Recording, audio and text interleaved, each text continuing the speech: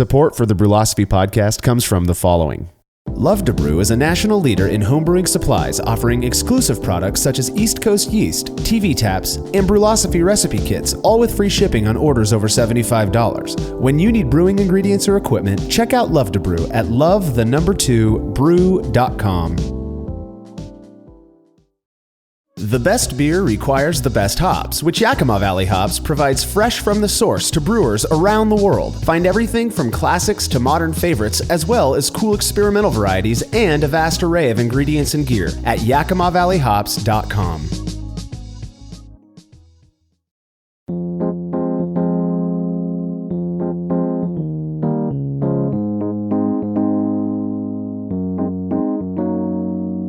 Welcome back to the Brülosophy podcast. I'm your host, Marshall Schott, and joining me today is Brülosophy contributor and all-around nice guy, Matt Del Fiacco. We're going to be chatting about a series of experiments that have easily surprised me more than any other we've done, and I have a feeling have probably left a lot of homebrewers completely stumped. Yeah, man, absolutely. I mean, when we first started homebrewing, I started homebrewing 5 years ago, and whenever I was looking to improve, and you go to forums for advice, pretty much the first thing I always saw and continue to see to this day is people talking about your fermentation temperature and controlling that fermentation temperature. And I mean, it's the quick and easy default answer. And people have come up with incredible ways of, we have obviously people using mini fridges to control their fermentation temperature. We have people who have glycol systems. We have swamp fermenters or swamp coolers. Yeah. Fermentation temperature is one of those things that it's one of the, in my mind, when it comes to home brewing, and brewing beer in general, I suppose, is, fermentation temperature is one of the top two things that any new brewer is going to get recommended to take care of before anything else. That and yeast management. Yeah, absolutely. And we talk about those things in really, really specific granular ways, we talk about, well, did you ferment it at 64 degrees or was it 62 degrees? And thinking about the minor differences, and people, it gets really, really specific, and people have a lot of faith in those numbers and that they make real differences. Absolutely. I know for a fact, I own 2 chest freezers, so I care about fermentation temperature. Fermentation temperature is one of those things that, particularly before we started experimenting with this stuff, but even today and afterwards, that I always took incredibly seriously. And I think a lot of homebrewers do, and so what we did is we have proceeded through a series of experiments to test fermentation temperature out. And in particular, what we're going to be talking about today is fermentation temperature when making lager beers, or more specifically, when using traditional lager yeasts. Lots of interesting findings out there. We're going to go over everything that we've done. We're going to talk about some history and whatnot. Should be pretty good. But before that, I wanted to let everyone know, I'm surprised I haven't mentioned this before, but we are always in need of experiment participants, and we are fairly well represented across, not across the entire U.S., but in certain areas where you might live. If anybody lives near any of the following cities, please hit me up and I'll get you in contact with the contributor who lives there. Matt, you live in Chicago. I do. And you're constantly going to homebrew club meetings and whatnot, collecting data for the Hop Chronicles and for experiments and whatnot. What homebrew clubs are you participating in? Yeah, so I've been a long member of the Abnormal Brewers, and they're down in Bloomington, Illinois. Now, since I've moved a little bit, we've got people, the Midnight Carboys are in Crystal Lake, and then the Urban Knaves of Grain, pretty popular homebrew club here in Illinois. That's awesome. And so if anybody who lives in Chicago or around that area wants to participate in what we're doing, you can hit me up and I'll forward you over to Matt, or you can email him directly at matt@brülosophy.com. The other contributors live in the following places. Jake Houlihan lives near Denver, Colorado. Jason Cipriani, our newest contributor, lives down in Pueblo, Colorado, so just south of Denver. We are well represented in that state, it sounds like. Yep.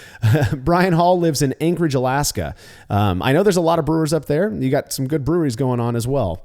Malcolm Fraser currently lives in Pittsburgh, Pennsylvania, but he's going to be moving to Atlanta, Georgia soon. So if you're in the Pittsburgh area now and you want to participate, he's constantly collecting data on stuff. If you're in Atlanta, let us know and we'll put you in contact with him as well. Ray Found lives down in Corona, California. Greg Foster lives in Redondo Beach, California. And I live right here in Fresno, California. again, let us know. We'd love to have you around. We're constantly giving stickers and whatnot away. And we'd really appreciate getting you involved. If you have any questions for our Brew and A episodes, email them to me, Marshall@brülosophy.com, or you can drop them on Facebook, Instagram, Twitter, or any of the other places we hang out online. We're constantly compiling those questions, and we're actually planning our second Brew and A episode here to drop real shortly. If you're looking for a way to throw some support our way, head over to brülosophy.com/support, where you'll find a list of links to use whenever you shop at places like Amazon, More Beer, Adventures in Homebrewing, Love to Brew, and most other online homebrew shops. You won't feel a thing. We get a small kickback that helps us to keep bringing you these shows, and we really appreciate it. If you want a little something in return for your support, check out our Patreon, where for as little as $1 a month, you'll be granted access to never before published Brülosophy recipes. No guarantees that they're going to win you awards, but they're pretty decent. You'll receive invites to monthly video chats, and you can even work with us to design your very own experiment. That's patreon.com/Brülosophy. Finally, please make sure to subscribe to the Brülosophy podcast wherever it is you listen to your podcast, and we'd really love it if you'd leave a review. That helps us to feel really good about ourselves, at least when the reviews are good. If you don't like something that we're doing, you can say that there as well, or you can make it more private and email us and let us know. Not only will you get an indication whenever we release new episodes if you do subscribe, but small things like that help us out. So, Matt, you and I were talking a little bit about this beer earlier. Yeah. So Lagunitas on an annual basis puts out what they call brown sugar. I believe it's a seasonal between October and December, and it's one of those beers. It's like pushing 9 to 10% alcohol. It's a big old beer, and made kind of for the holidays, I think. It is a very big beer. A lot of people like to age this one, and yes. I had a bottle of brown sugar sitting around in my beer fridge that I had since last year, and I thought, I know what I think about it, and I'm happy to share my impressions. But first, I wanted to see what my neighbors Jersey and Tim thought about it. 1 minute beer review with Jersey and Tim. Yeah, I smell apricot, which means it's Bud Light or Coors Light. Are you the boys have been drinking beer in my tool shed? Hey, Tim, this kind of tastes like Miller Lite. It definitely has an aroma. Nope, not Miller Lite or Bud Light or Coors Light. Oh, God. It tastes like burning. Yeah. I don't like it. Of course you don't, but what do you think? What does your heart say? It says I just milk the juniper into a glass. What is the style of the beer, Jeeves? Not my style. This is something Marshall would take me 10 minutes to explain what it is that I can sum up in a couple seconds. It tastes like crap. Sum it up. I don't like it. I don't like it at all. It tastes like crap. I do not. I don't like the overtones, the undertones. I don't like the mash. I don't like the wort. None of those tones. Nope, I don't like any of it. It tastes weird, and it's saucy. It's going to be hard to finish. So it's pretty obvious that Jersey and Tim weren't very big fans of brown sugar. To say the least. To say the least, yeah. And Matt, what do you think of that beer? Brown sugar is one of those beers that I had actually really early in like my my beer drinking career, if that makes sense. Like when I first started drinking more craft beers, and I'm a big beer lover. I'm a huge fan of strong ale in general, which I think is what we would typically place brown sugar under. It's pretty sweet. It's a really sweet beer. I like my beers to be on the drier side, and it's really not my cup of tea. I can maybe see the appeal, I guess, if, some people enjoy it. Like, you enjoy what you enjoy, and that's totally awesome, and you should have whatever makes you happy. But you're being very nice, Matt. I had brown sugar. I believe it was the first year it came out. I forget how long ago that was, years ago. And I've tried one, every year I try them, and I'll usually try to save one. And I have yet to become a fan of it. I think you know what? I'm just going to come out and say, I think it's a really gross beer, but you know what? I know people who love that beer. So Jersey and Tim, you're not alone. You're a little bit more eloquent in the way that you speak about the beers, of course, but I agree. All right, when we come back from this short break, Matt and I are going to be digging into lager fermentation temperature. Stick with us.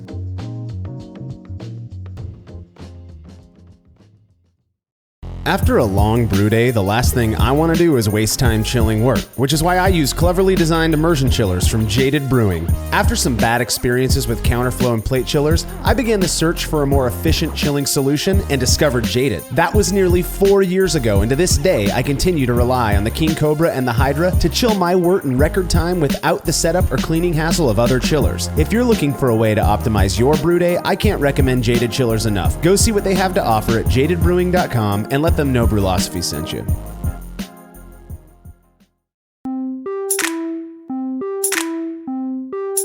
For as long as I've been drinking beer, I've been a fan of lager styles. And I remember, back when I got started brewing in 2003, the shop that I used to go to buy all my stuff up in Bellingham, Washington, when I asked the guy, how do I make like a Budweiser? I just want to make a simple lager beer. Sure. And he was like, man, homebrewers just stay away from that stuff. It's too hard. And what I learned was that the reason, or the main reason at least, a lot of homebrewers were kind of staying away and shying away from lager, making lager styles, is because of the care that you have to put into managing fermentation temperature. They require a much cooler fermentation temperature, quote unquote require, and a much longer maturation period. They tied up all of your gear and whatnot. And so that was basically the impetus for my starting down the path of experimenting with lager fermentation temperatures. Man, that's really interesting. I mean, just thinking about like your approach to, I just want to make a simple Budweiser, right? Like you have this, a macro beer and you think like, oh, this is probably the easiest thing I could make. This is that, but it turns out, I mean, there's, the more deep you get into something, the more complicated it tends to get. So I think it's a great representation of like sort of going down those paths of what it takes to do something well and like how we think of beer. But like my experience was actually the opposite, where I was never a really big lager drinker. Like when I transitioned I was big into Guinness. I was more and more into like dark craft beers, and I'm still a dark beer lover, but I think it was around the time that Brülosophy was doing more lager temp work, and before I was a contributor, that I was starting to think about other lager beers, and I got really into Pilsner Urquell, which is one of the most famous pilsners out there. I got really into Czech Premium Pale Lager, or the Bohemian Lager for the old style guideline people who still remember those, and everyone, when you start talking about it, especially we talk a little bit about decoctions, and that's a whole other matter, but fermentation temperature is just so high on the list of things that are, required for a lager. Absolutely. Yeah. And to talk about fermenting a lager outside of the recommended range of 10C, give or take 2 degrees C. See, I'm going Celsius here. That's about 50 degrees Fahrenheit, people. It's like blasphemy. I mean, there are people who view it with such adamance that you have to ferment these lagers cool. And I'm totally guilty. I've been in that boat. I get it. But maybe, why do lager yeast purportedly require these cooler fermentation temperatures compared to, say, ale yeast, like a Cal Ale or like the Imperial Flagship type of thing, compared to, say, something like their Global, which is I think is like the Weihenstephan strain. I think you'd get a couple of different answers from people. And obviously one of the interesting things is like to lager, which I apologize in advance to everyone for my pronunciations throughout this episode, because they're not going to be close to correct. But as we... to lager actually comes from the word lagern, which a German word, which means like to store something. It's just to think about storing. So some people would probably argue that without that cold storage, despite whatever yeast you're using, it's actually not a lager. Yeah. In some of the same ways that, something outside of Belgium isn't necessarily a lambic. Like the location or the process has a lot to do with the definition of the style for a lot of people. Sure. Yeah.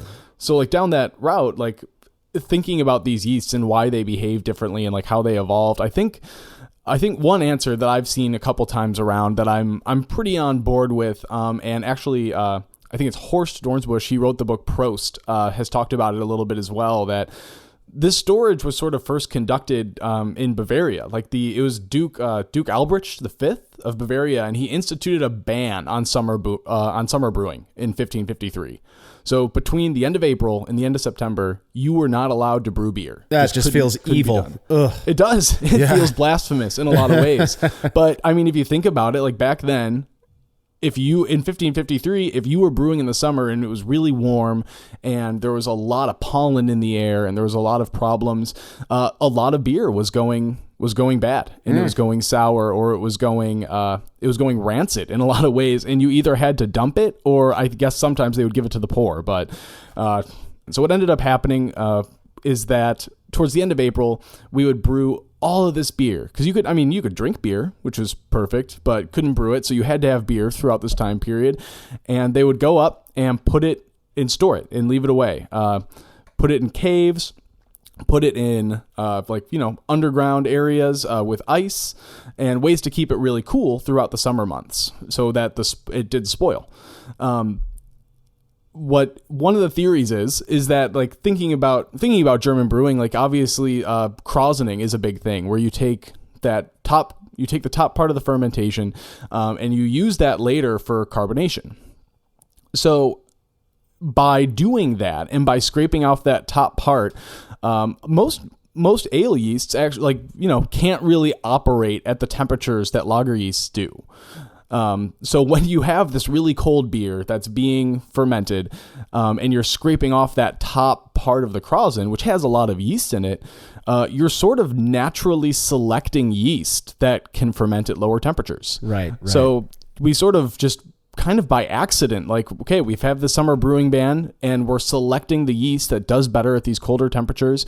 Conventional wisdom would tell us that these colder temperatures result in, ester suppression, and the suppression of phenols, and we get lagers. So it really comes down, in my opinion, it comes down to an accident that we didn't want rancid, spoiled beer, and natural selection took its course. And it's almost, I always think about this as well. And I've researched, the lager stuff as much as I could. I don't read German, so I haven't gone that deep, but there's really, I like the term accident. To me, it's this idea that it wasn't, the use, I guess beer making in general wasn't necessarily intentional. Everything was kind of this, look what happened here, and this fell into place, and we learned from this.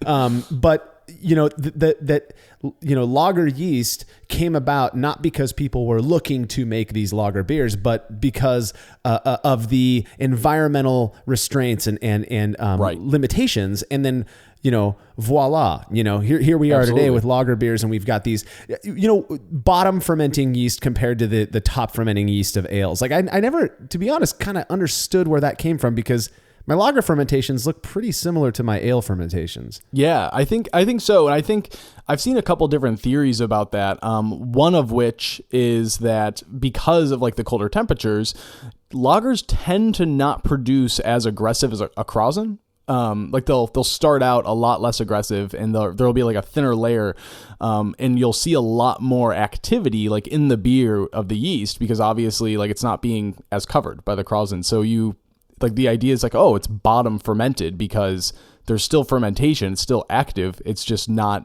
as high a krausen. It's like an ale yeast. Yeah, I've heard that as well. And when in reality, they're all kind of middle fermentation. Yeah, exactly. They just ferment the whole beer in the solution for sure. Well, at the risk of getting a little bit too heady and maybe digging or going down a rabbit hole that's perhaps a bit too deep, let's talk a little bit about the differences between actual yeast. So we've got ale yeast, which is the common Saccharomyces cerevisiae. But then we've got, and so that's your typical ale yeast. And if I'm not mistaken, that covers pretty much all of your common ale yeast, including your clean American style fermenters, all the way through your, Saison and Belgian style beers, Hefeweizen type strains and whatnot. They're just all different genetically different.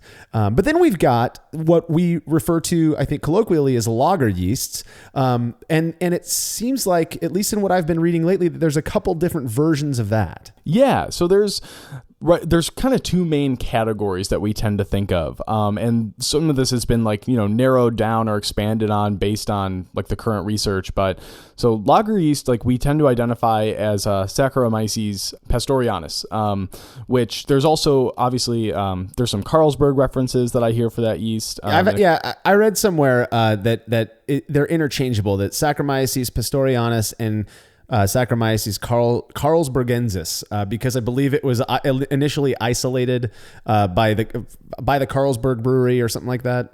I'm not sure of the history on that, but yeah, so that you've got those ones, and then you've got some other one. Yeah. So we break down those categories into two types. There's type 1 and type 2, which are Saaz and Froberg. Saaz type 1 is really common in Bohemia. So it's a more flocculent strain, and it's better adapted to cold fermentation. So basically, like a lager yeast is a triploid variety at the least. And an ale we typically think of as like a diploid organism. When we think about the composition of a lager yeast, it's actually a cold tolerant strain, most likely from Patagonia, but also found in trees in like China and North America, that we would call Saccharomyces. It's a eubionis. So it's an additional strain that goes into that makes it better suited for that cold fermentation. And so when we talked a little earlier about like the selective cultivation of a specific type of lager or a specific type of yeast for lagers, that would be essentially what would happen is you get this strain that's made its way into the ale yeast or whatever yeast was being used at the time. I'm not even sure it would resemble modern ale yeast in the capacity we think about it. And you selectively cultivate the strains that are doing well in those colder environments, and that would be the eubionis. So Greg Noonan says that it's a richer and fuller beer from a Saaz type yeast, and it's better for cold fermentation. But I think that's probably up for debate. But anyways, then the type 2, the Froberg yeast, is a really common yeast actually in Germany, and we know it as the Weihenstephan strain. It's actually better suited for warm fermentations. In some articles, like in a 1055 OG beer fermented at 57 degrees, like a Saaz yeast is would produce more acetaldehyde and more isobutanol, like that wet straw character that you kind of get from some lagers, but less isoamyl acetate, which is like a banana pear, and less fruity, solventy, like some of those esters that are traditionally suppressed. So a Saaz yeast, like better at colder fermentations, produces less. We would say, arguably from the science behind it, that it would produce less esters, that it would produce less phenols, as a Froberg yeast. So you're saying the Saaz yeast will produce all of that less when it's fermented cooler, or that it's better suited for cooler fermentation. So maybe it like performs better in the cooler temperatures. So that data is actually from when they fermented the beer at 57 degrees Fahrenheit, which is warmer than like a traditional lager, probably a little bit cooler than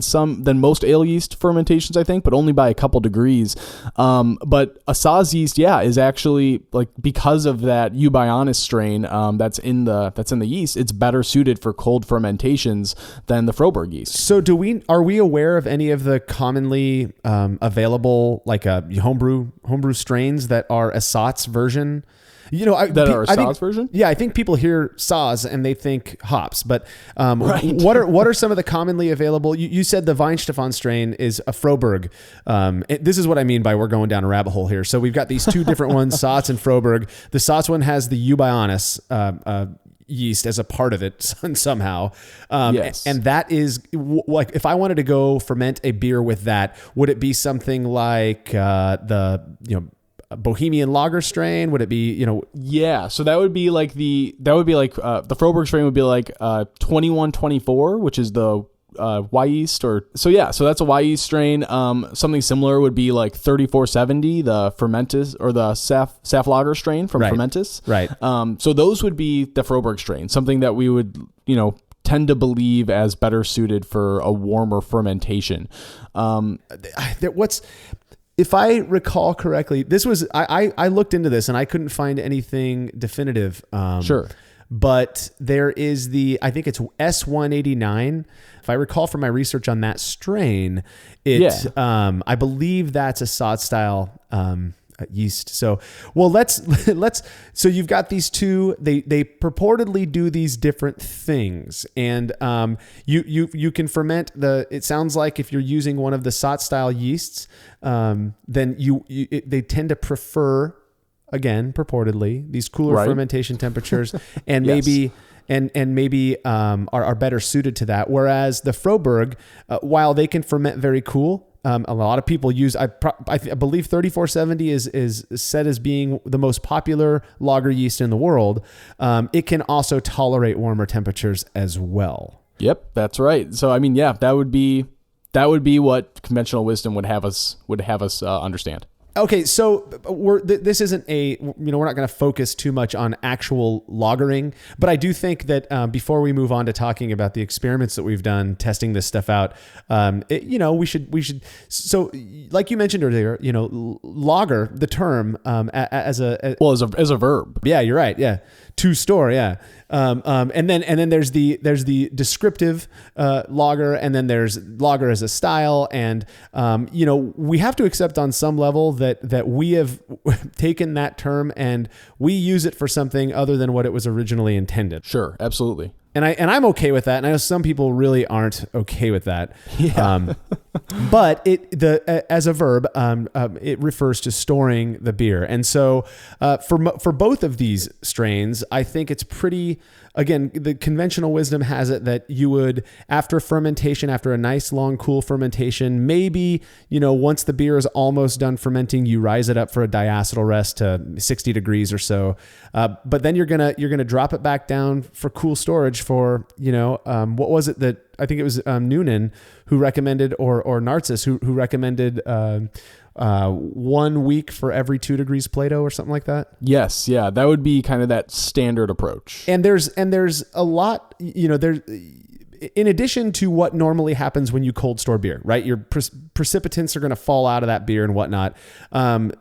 There's something with lager yeast that they are actually continuing to work and to mature that beer to bring it to its full potential. Yeah, absolutely. I mean, and there's, obviously, like, as that strain continues, like, we tend to call it cleaning up when we talk about it as like home brewers, like, yeah, your crossin might be dying down and you might have reached your FG, but the yeast are still cleaning up, which by which we mean it actually is pretty interesting, because what happens is the yeast starts going through this process where it has gone through its respiration period. So the yeast has started to produce CO2, and that's like the aerobic part of fermentation. Mm-hmm. Yeah. So after that, we get into the anaerobic part, where fermentation, once all the oxygen is used up, starts to metabolize sugar and alcohol, or sugar into alcohol. So through that process, like a top fermenting yeast might be done really quickly, but a lager yeast might be, still going through the respiration period, while an ale yeast at warmer temperatures is doing all of this a lot faster. So this longer storage period, once most of these sugars are metabolized, and the yeast doesn't have easy access to other things, it starts to grab other chemicals and proteins from within the beer itself, and from the trub, and from whatever, protein matter happens to be in the beer. And it starts to clean up the compounds that cause like acetaldehyde, and a lot of those esters. Yeah. This is one of those things that, I'm admittedly ignorant, but when I do my basic comparison of ale yeast, and lager yeast, it's hard for me to jump the gap of, well, this doesn't happen with ale yeast, but it happens with lager yeast. They're just so special, and they do all of this. So, but who am I to question convention? And given the history behind lager beers, in addition to how much I love lager styles, hands down, my favorite styles are all from the lager family. I finally decided to bite the bullet and test some of these things out. Test out, the impact that fermentation temperature has when making lager beers. Now, I come from I was one of those dudes who would ferment. I'd pitch at 46 degrees Fahrenheit. That's like 9 degrees C, and I would let it sit. Or 8 degrees C, something like that. I'd let it get up to 50 degrees or 10 degrees C, and I'd let it go out for 4 or 5 weeks, and then I'd ramp it up to a max of 60, and then I would crash it down, and I would lager it for 2 months, and blah blah blah. And I was convinced I could taste a difference, separated by months, of course. If I fermented at 52 degrees Fahrenheit as opposed to 48 degrees Fahrenheit, and so kind of approaching this, I had to let myself, hey, there's a chance I'm not going to see what I'm expecting here. And so what I did is I designed the very first lager fermentation experiment. And when we get back from this break, that's exactly what we're going to be talking about.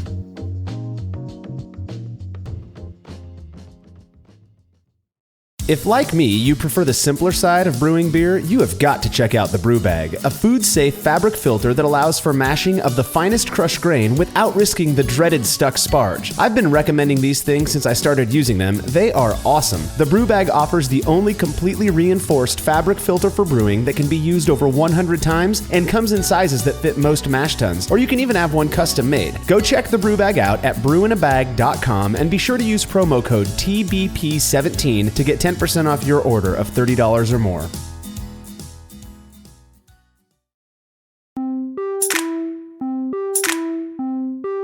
So back in May of 2015, I finally decided to test out, my dogma when it came to fermentation temperature of lager beers. And I designed this experiment. I knew that HomebrewCon was coming up quickly. It was coming up in June. And I wanted to get some beers brewed that I could take down there and have, a good panel of participants, all with stunning palates, of course, participate in. So I designed this lager fermentation experiment, and I brewed a pretty simple, pale lager beer, and split a 10-gallon batch between 2 different carboys and pitched equal amounts of the popular WLP 800 Bohemian, I believe it's Pilsner lager strain, but if I'm not mistaken, it's what is kind of like the Pilsner Urquell strain. Yes. I think so. And it's something I've used many times before, and that's why I chose that one to go with first, is because I've had good experience with it fermenting more traditionally. And so what I did is I split these two into 2 carboys, and I pitched one at 50 degrees Fahrenheit, my typical lager fermentation temperature. And then I pitched the other one at 66 degrees Fahrenheit, which is my typical ale fermentation temperature. And I let those beers ferment out and do their thing. And then I went and I collected some data. As we do with all of our fermentation temperature experiments, I was paying attention to some of the more objective data throughout, and it wasn't very surprising when we found that the warm fermented beer attenuated much faster than the lager fermentation temperature, the typical cool ferment. And so, but over time they did eventually come down. I did ramp and this is to the chagrin of some, but I did, after the beer was more than 50% attenuated, I did gently ramp the temperature up of the cool ferment beer, eventually to the point, after about 2.5 or 3 days, to the point that it was sitting at the same 66 degrees as the warm ferment beer. I think that's pretty common practice these days. I would agree. And I was still wholly convinced that these beers were going to be different at this point. This was our first time doing this one. And then when the beers were finished, I went to HomebrewCon and I served them to a bunch of tasters. I believe, let's see. And this was a who's who of beer tasters, actually. We had Denny Kahn and James Spencer and Martin Brungard and just a bunch of cool people, 39 people in all, which would mean that 19 people would have had to select the unique sample in the triangle test in order for us to say that it was significant, but only 13 people did. And that sort of blew my mind. Because it suggests that there was no difference between these beers, or that the difference between the beers wasn't strong enough for people to reliably tell them apart. And in conversations with some of the participants afterwards, interestingly, they, and a lot of people actually were saying, hey, that was a good example of the style. So it wasn't estery. It wasn't a bad version of the beer. And they when I told them the variable, a lot of them were just shocked. Oh yeah, absolutely. I mean, I know that when I did this later, I was blown away. The other fun thing that I did for this one, just because we were at HomebrewCon where there's a lot of BJCP judges, I decided to parse out the responses of the 19 judges who participated. And what's sort of funny is that, so if you look at take those 19 and you pretend that they were the only participants, 11 of them would have had to select the different beer in order for us to say that that was significant, but only 7 did. So it sort of matched the typical response rate. Yeah. I thought that was kind of fun. All right. So with WLP 800, we weren't able to find that fermentation temperature made a distinguishable difference. So very interested in this whole thing, I decided I would use another one of my favorite yeasts, something that again is the most popular strain out there. And I repeated the experiment with Saftlager or Fermented Saftlager W3470, the Weihenstephan strain. And in this one, what I did is I brewed a 10-gallon batch, split it between 2 fermenters, fermented one at 50 degrees and one at 70 degrees. That's 10 degrees Celsius and 21 degrees Celsius. They were fermented with the same amount of yeast. I rehydrated 2 packets of 3470 each, pitched them into the beers. Same observations. The cool ferment beer took a lot longer to start. The warm ferment beer got up, started kicking ass right away. The cool ferment beer took a lot longer to attenuate, and the warm ferment beer was basically done after a week in the fermenter. Once the cool ferment beer was sitting over 50% attenuation, I allowed it to warm up as well for a diacetyl rest, and let that sit next to the warm ferment beer until it finished. Kegged them up, carbonated them the same, and presented this one to 26 people for the triangle test.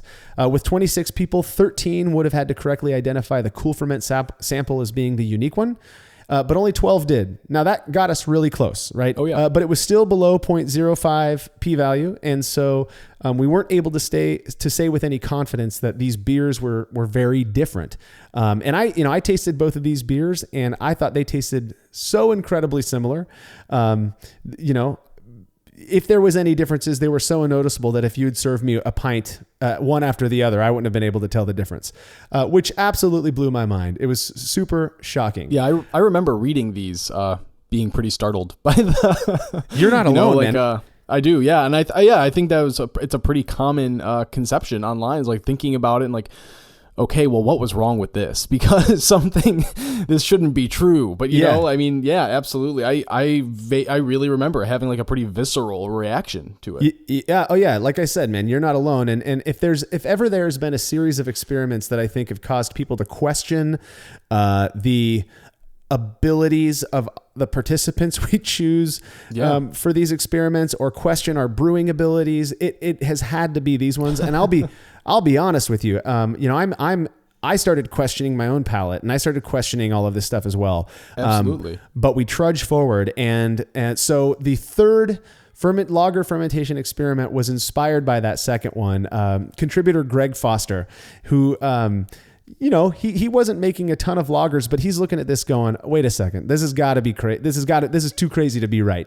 He goes out and decides he's going to compare a much more extreme temperature difference, brews up a 10-gallon batch of beer, splits it between 2 fermenters, just like we always do, ferments one at 60 degrees Fahrenheit, which we got a little flack for. Some people say that's still too warm, but hey, we weren't able to find a difference at 50 versus 70. So he fermented one at 60 degrees Fahrenheit, that's 16 degrees C, and he fermented the other half at 82 degrees Fahrenheit or 28 degrees Celsius. 82 degrees. There's not a beer that I would make that I would ever ferment that warm. But he wanted to test the extreme to see if there was, if he could actually push it to the limits and get people to notice a difference based on fermentation temperature. He took the beers to a homebrew club meeting and presented them to 21 participants, which would require 12 accurate selections in order for us to say that there was a statistically significant difference. And that is exactly the number of people who were able to tell them apart. So he just reached that significance threshold, and which allowed us to say that a beer fermented with 3470, he used the Saftlager 3470 strain for this one, fermented at 60 degrees was different from the one that was fermented at 82 degrees on a sensory level. For the first time, I think we were all going, geez, see, it does matter, right? Yeah, absolutely. I know I was. Yeah. And what's funny, I think in this one, we like to share our impressions and what we think and whatnot. Greg says that when he first sampled the beers, he was taken aback at just how similar they actually were, because he fully expected the warm fermented beer to be full of esters and just not an acceptable lager. But based on his initial tastings, he wasn't very sure if he'd be able to pass the triangle test in the first place. And so interestingly, following the significant triangle test, we always, ask the participants who were correct to provide some preference data on which ones they liked more. They're still blind to the variable and whatnot. And those who were correct on the triangle test, of those who were correct on the triangle test, 7 of them, without knowing what the variable was, said that they preferred the warm ferment sample better than the cool ferment beer. That blows me away. And I mean, I think during during the previous experiment where you had used 3470, of the 12 people who were correct out of those 26, 10 preferred the warm ferment beer. Yeah. And I remember with that one, with 3470, the cool ferment version, and again, that's sort of meaningless data because we didn't achieve significance. Yeah. But of between those two beers, I couldn't really tell that big of a difference, but it is interesting to see it kind of pile up that way. Absolutely. And so, Matt, back in July, just recently, you actually did sort of a replication study with Y Yeast 2124, which is said to be sourced from the same place that Saf Lager W3470 is. So we're really trying to nail this particular strain down, but just to see if we could match the prior results. Yeah, absolutely. And I mean, so Y Yeast 2124 is the Weihenstephan strain. So like we talked about a little bit before, it is supposedly a type 2 lager yeast, which is supposed to be, maybe a little better at warmer temperatures, which might explain some of these results a little bit. And we'd heard during like the experiments that, maybe 3470 is performing the way it is because it's a dry yeast. That something during the drying process, kind of equalizes things out a little bit, that the yeast, is going to perform in a smaller radius, or it's going to perform in a larger radius of temperature, but is the same thing. So I took 2124 because I'm super familiar with it. I use it for all of the lagers that I make. And I did a really drastic fermentation difference, kind of the same as Greg did. So what Greg ended up doing was about 22 degrees Fahrenheit in difference. I ended up doing, that is roughly 24 degrees Fahrenheit difference. Yeah. So that warm batch at 72F, which is around 22C, and then the cool batch, I fermented at 48F, which is about 9C. I don't think if you talk to any brewer that there would be a doubt in their mind when you propose this idea that those beers would be so drastically different. Absolutely. And I mean, and I for sure had thought they were going to be, but looking at the experiment, we had about 20 participants, and with that number of participants, we would have needed 11 to get statistical significance, and we ended up getting 8. So a little further away from significance than some of the ones where, we needed 12 and got 11 or something like that. And what really startled me about this was I really couldn't tell. I did a bunch of triangles on myself. I get them served to me blind, and I was so confident that I was going to be able to tell. And I usually am going into these experiments. I'm so positive that I'm going to be able to tell the difference. That'll change over time, Matt. Trust me. Yeah, I take your word for it. Yeah, but geez. I mean, for that experiment, people were pretty split on which one they preferred. Kind of like Greg's experiment, I think the cool batch ended up looking a little clearer. There does seem to be something about that Weihenstephan strain that I haven't experienced it personally, but it sounds. I know Jake and Greg and you have all commented on warmer fermented beers made with 3470 or 2124 or Global. That's the Imperial yeast version, or WLP 830. Yep. Right? They're all purported to be from the same place. Yep. There's something about warm fermentation that seems to produce this kind of permanent haze, I suppose. I think so, yeah. I mean, and I use gelatin for most batches, and take that for what you will. But especially, some of those quicker turnaround beers, it's great for clarification. But with a warm ferment, I've seen beers not clear up. Yeah, that's interesting. So that leaves us with just focusing on that Weihenstephan strain, 3470 and 2124 are the ones that we've experimented with so far. That leaves us with what? 3 non-significant or 2 non-significant with that strain, 3 lager fermentation experiments that are non-significant, and 1 that is significant. Yep. By the hair of our chinny chin chins, and that was with 3470 fermented out at 82 degrees Fahrenheit versus 60 degrees. And it makes me curious about that strain as well. I mean, thinking about the Weihenstephan strain, and if it is, if it is a like a hybrid strain, one that is better at fermenting warmer, then it makes me wonder, like, well, is there an upper threshold to that? Because at 72 degrees, obviously, in my experiment, it came back insignificant. But in Greg's at 82 degrees Fahrenheit, which 28C, we achieved significance. But it took pushing it to that extreme to get there, which is fascinating to me. So the most recent lager fermentation temperature experiment was actually performed by our good friend Jake Houlihan, and he used a strain that I've always had good experiences with when fermenting relatively cool, and that was the WLP 940 Mexican lager yeast.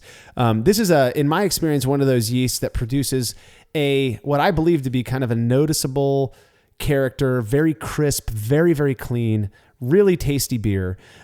He was getting into it as well and wanted to compare cool ferment versus to a warmer fermented beer, and made a nice Mexican style, sort of brown tinted lager that was just mostly Vienna malt, sort of a Vienna style, and split 10 gallons between 2 fermenters, fermented half at 50 degrees F, that's 10 degrees C, and the other half at 66 F or 19 C, and presented those beers. Again, same observations. The cool ferment's always going to take a little bit longer to fully ferment out and whatnot.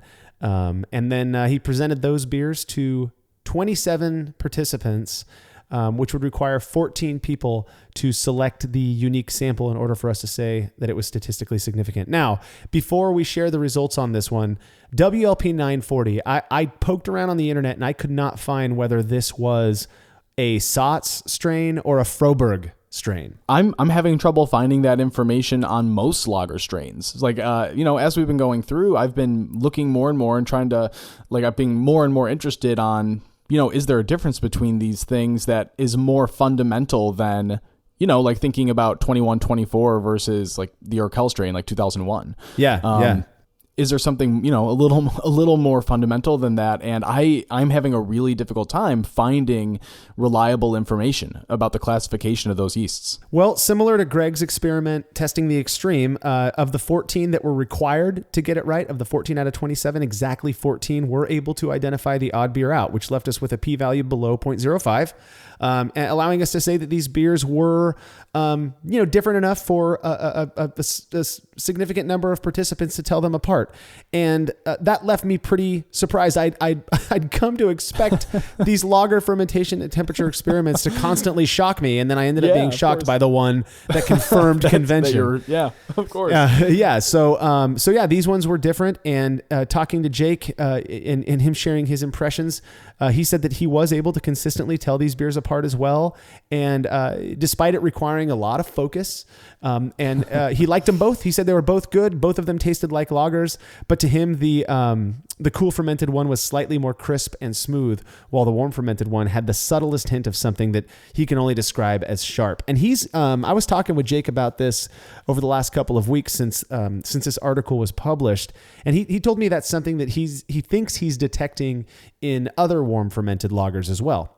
It's not enough. It doesn't seem for our tasters to be able to pick it out, but maybe there's something to that. I don't know. Yeah, he's been talking about that a little bit recently, and I agree. Like it's definitely interesting that if he's kind of getting a consistent, because we brew a lot of beer, and if he's able to kind of think about something pretty consistently, there's always the chance, obviously, that him thinking about it and knowing some of these chemical differences is leading him to drink his own beer and think, maybe there is something different to this one. It's entirely possible, but at the same time, because of the 940 experiment, and thinking about, Greg was able to have Greg found significance in the 3470. I'm more and more convinced that, maybe there is something to the different types of lager yeast and the different parts of the process that do produce something maybe really small, something maybe not immediately identifiable. Sure. And just to finish this experiment up a little bit, of the 14 correct tasters, 11 of them, without knowing what the variable was or what the beer was or anything like that, 11 of them said that they liked the cool ferment beer better. Yeah. So that's a pretty staggering, that's a lot number. Yeah. So, in this one, it would look like, WLP 940 fermented cool. If you like to abide by, preference data is maybe the way you should go. So with all of that said though, this series is not one we're going to end anytime soon. It's one of the ones I feel like we almost over focus on, but because I love it so much. And I know that we all like our lager beers. Matt, what are your thoughts going forward? Like if you're brewing a beer for yourself, have these results influenced you in any way in terms of process? Oh, absolutely. So, I mean, we get asked that question a lot. Like, how does this beer impact you, or how does this experiment impact you? And I think most of the time, like my answer is like, I mean, it makes me more open to the idea that maybe there's something else. Like I tend to not change my process much, especially like for the experiments.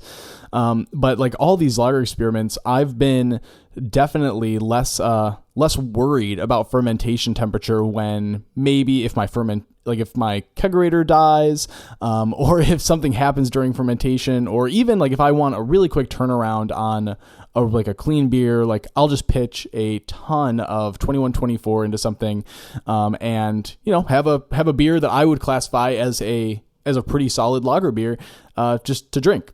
But when I'm brewing beer for myself, I think that like for me, I'm a little more loose and fast with the rules. Like I'm okay with that beer. I think it's great. Based on these experiments and based on like the research we've done, I think that there's more to it. So if anything, it's made me more curious on the types of lager yeasts that are available, and some of those possible secondary attributes that they have, individually from one another. And it's definitely made me more, we know fermentation temperature does something, right? Like chemically, there are reactions that take place at certain rates, certain speeds, and things happen.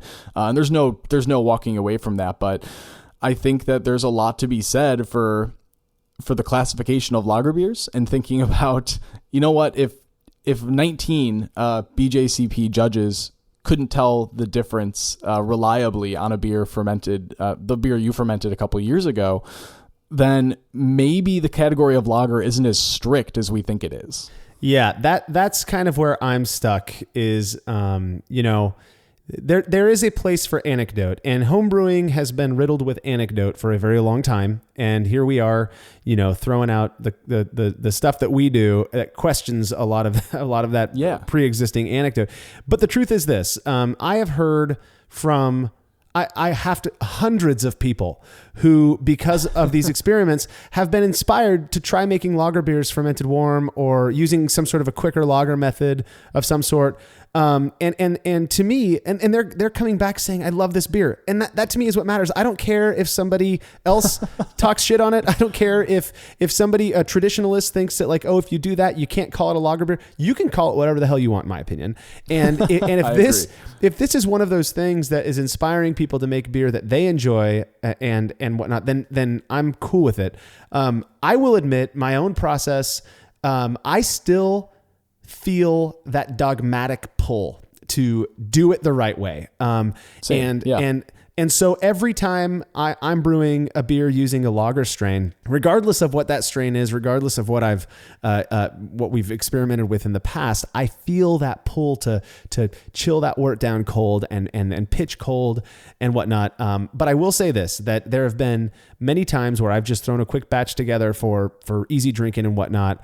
And that I'm fermenting warm and that I'm pitching at 66, just exactly like I do with ales. And those beers, question my palate all you want. Those beers are coming out pretty damn good. And I've taken awards. I've won awards in competitions with lager beers fermented warm.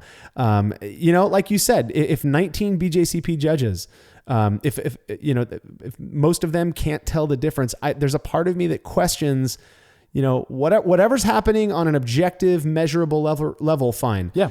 But there's a part of me that questions whether it's that the quote necessity of fermenting cool, and if maybe that our belief about that on some level is perhaps just a remnant of the past. Yeah, I agree, and I think, I mean, as like a closing thought for that, I mean, as far as like the actual changes to my brewing process, I'll admit that, these warmer fermented beers being pretty great, because I've drank a couple.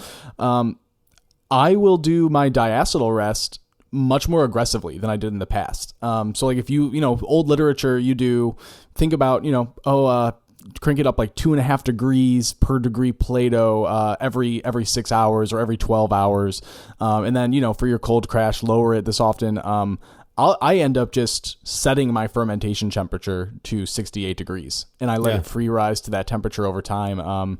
And that quick lager method that, we kind of talk about a lot here on the site, starting out low, fermenting pretty cool at first, letting those reactions take place, then warming up over time, cooling down again.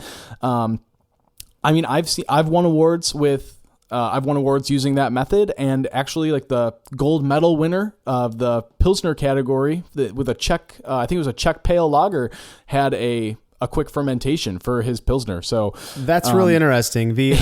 I feel like because I've written about the quick lager thing, that it gets presumed that I use that method a lot, and I get a lot of questions about it, like, sure, to this day. And the truth is, in many ways, I've left the page up there because people have asked me to, but there's a part of me that feels like that is almost obsolete.